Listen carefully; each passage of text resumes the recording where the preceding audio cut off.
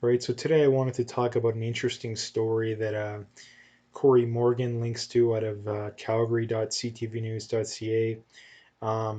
And it's titled Leaders of Leaders of 18 Alberta unions call for lockdown for as long as it takes.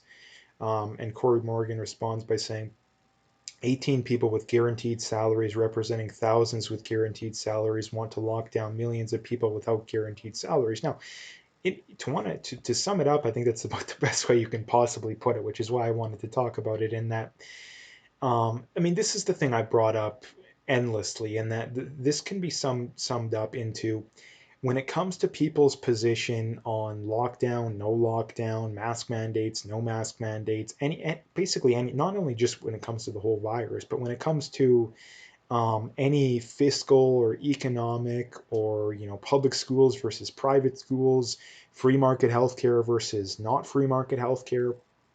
I mean, the whole virus situation is just a textbook example of it, which is why I bring it up so much. In that, when people have these opinions on this kind of stuff, the first thing you need to ask yourself is what negative consequences do they face if they're wrong? And this is the problem when it comes to these union people, is that they face absolutely no consequences, right? They still get paid no matter what, right? They still get paid no matter what. So again, what negative consequences do they face? And not only that, if anything, they probably stand to benefit because if if we have a lockdown, that just means the private sector is going to be hurt. The public sector won't suffer whatsoever because the public sector will always get bailed out. Um, so again, if anything, they stand to gain because what would happen is, at least theoretically, is the private sector would suffer, and whenever people start looking for jobs again, more and more of those jobs are going to end up being public sector jobs because again, people are more likely to think, hey, last time around I was in the private sector and my job got destroyed for no reason. So what I'm going to do is I'm going to go get one of them jobs to where, it doesn't matter what happens. It doesn't matter how good or bad I am in my job. I'm still going to get paid. Right. So if anything, they stand to gain. Right. If anything, they stand to gain. So that is the problem. That is the problem in that, in other words, if people don't have direct skin in the game, their opinion is meaningless, right? Like another good example of this is the boomers, right? The boomers are at least for, in my aside from the hardcore public sector people, the boomers are the ones that are most in favor of the lockdowns.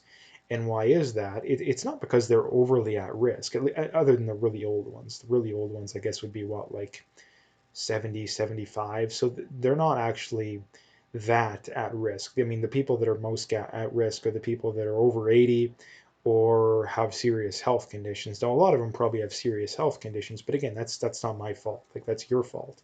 No one forced you to smoke. No one forced you to eat unhealthy. No one forced you not to eat, not to exercise. Right? That's all decisions you made. Um, but again, I think the reason why they're the group of people that are the most for these lockdowns, it's very simple in that they're just sitting on their pensions, right? They got their pensions, they got their retirements, they have nothing to worry about, right? So again, it's just direct what's in it for me. And not only that, they're the group of people that are most avert to still watching the news. The average, the median age of a CBC viewer is definitely older than the average person. So again, these are people that again they're not working, right? They're not working, or even if they are working, they're so close to retirement that it probably doesn't make that much of a difference for them, right? Because well, like the oldest boomer, sorry, the youngest boomer would be what, like late 50s, I guess they'd be what, 64, so they'd be 56. You're probably close to retirement anyway, right? So again, it's people that have no direct skin in the game. They have no direct skin in the game. Again, same goes for the union people, right? So this is the problem too, that again, I would love to see a poll. And again, if they really wanted to scare people, like if they really wanted to scare people, and again, this is something that would come up to something that would I would consider changing my mind over, is if they took a poll of people who stand to lose their income if a lockdown happens, if they could convince the majority of those people to say yes to a lockdown, I still wouldn't support it because the evidence doesn't bear out. But that would be something that would be an actual legitimately good point on the pro lockdown zealots side. That would be a legitimately good point. Again, because you always see these polls, like Global is famous for doing it, and they'll say, oh, well, it's like, 60 or 70% of people want this, and then they'll put their own poll, they'll link to their own poll, and it turns out that 60 or 70% of people don't want it. I mean, they just put one out recently. It was like, oh, 60% of people want a circuit breaker lockdown. And they put their own poll out, and it turns out that only 40% of people want it. So again, the numbers are incredibly manipulated. Like, the numbers are incredibly manipulated. All the polls they put out are complete bunk. I don't know how anyone actually trusts those things. Um, because they never actually really put out their methodology, and if they do, how do you know that that's actually the case? Like, how do you know that's actually the case?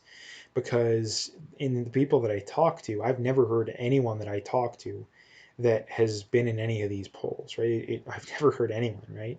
So at least anybody who I think actually respect their political leanings, because again, I don't really talk about politics with people I know are crazy, at least when it comes to politics. So yeah, this is a very good point in why do we care about opinions of people who have no skin in the game? And this is the other thing too, that how I don't know if, for lack of a better word, evil and just downright a-hole-ish, like complete, what, do you have to be to do stuff like this? Like, how big of an a-hole do you have to be to want these policies, knowing they don't work? Like, what more evidence? This is the question I've had, and I've never got a straight answer on, which I think is just more proof that I'm right, is what more evidence do we need, or what evidence will we need to see to admit the lockdowns don't work? What evidence do we need to see to admit the masks don't work?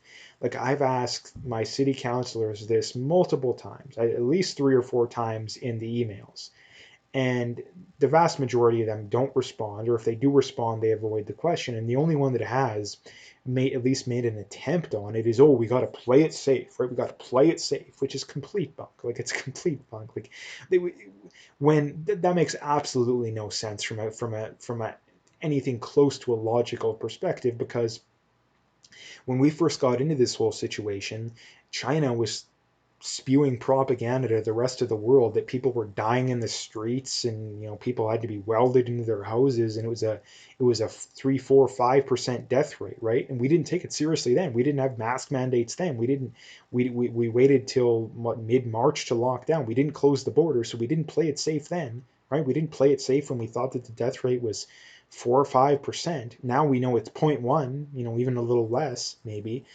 Now we're playing it safe again. That makes absolutely no sense from a logical perspective whatsoever, because if playing it safe is the right strategy, then why would we be doing it at a time when the virus is a lot less deadly than we originally thought? Right? It just doesn't make any sense, which means I think that these people are just so oblivious to reality that they just go along with what the government and what the health officials say. Because if they actually had a shred of critical thinking skills, they would be questioning the mask mandates. They would be questioning the lockdowns, right? They would be questioning the vaccine, right? But people aren't, because they just blindly go along with what they're told, right?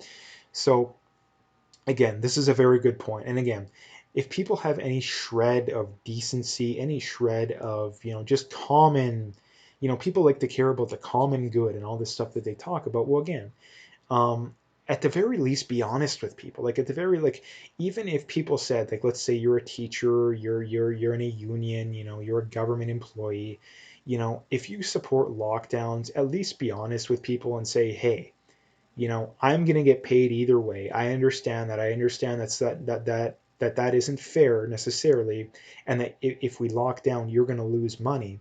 But I still think it's the right thing to do. Right? Like, if people said that, at least I could have some respect for them. I still think that they're crazy, because the evidence is in the complete opposite of what they think. They clearly have no critical thinking skills whatsoever, but at least they're being honest. Like, at least they're being honest. But the fact that they're not saying that just goes to show that they're either so incredibly ignorant that they shouldn't be taken seriously, or they have such bad intentions that you should be genuinely scared of these people. And I think most of them, they're just that ignorant. They have absolutely no idea what they're talking about. But again, that's pretty much what I wanted to bring up today, and that basically saying, people with guaranteed salaries representing even a much larger group of people with guaranteed salaries, want to lock down millions of people without guaranteed salaries. Again, it's a very good point. It's summed up in the best way you can possibly put it. And again, the other thing that really astounds me too is that again these are the people that want, you know, all these government services. Again, so how we pay for government services is mostly through taxes. I mean, nowadays it's more and more through debt because what do you know it? A lot of people aren't working and the economy is a lot weaker, so you can't pay for as much government services. So again, if you want all these government services, then why in the world are you not wanting more people to be working? Like, again, it just doesn't make any sense whatsoever. It's like trying to talk with a 5-year old. You know, it's just like it's insane. It's like trying to reason with a monkey, right? It's just, you know, people. I think people know what I mean. So anyway, I mean that's what I wanted to talk about today. If you liked the video, make sure you hit that like and subscribe. If you haven't already, make sure you check out those links below. Follow me on these other platforms. If you want to donate, you can do that as well. But like I say, at the very least, just hit that like and subscribe if you haven't already, and stay tuned for more.